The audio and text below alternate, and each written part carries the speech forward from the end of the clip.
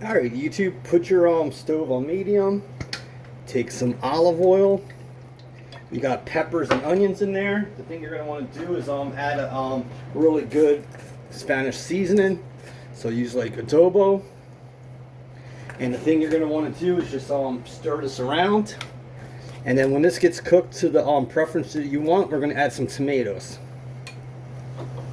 Alright, YouTube, it's been cooking for about 3 minutes. So throw some tomatoes in there. And just stir it around, get them soft. And that's your mixture for the street tacos. Alright, YouTube, this is the street taco kit. Chicken Asado from El Paso. Here's the 2 street tacos. Here's that creamy jalapeno sauce. This is that vegetable mixture. And this is the chicken asada. I'll put in the description how to cook this, and I'll put the product review for this. So the thing you want to do is take some chicken, put it on both tacos, overstuff it if you want. Then take some of your pepper mixture,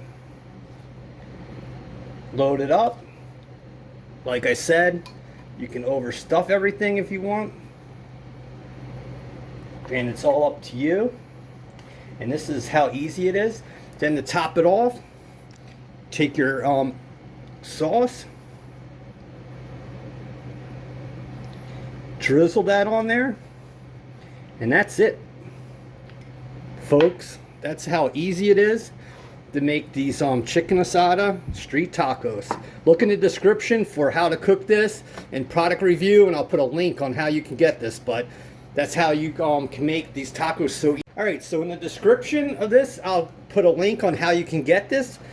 And this is how easy it is to make the tacos. And like I said, it's that simple.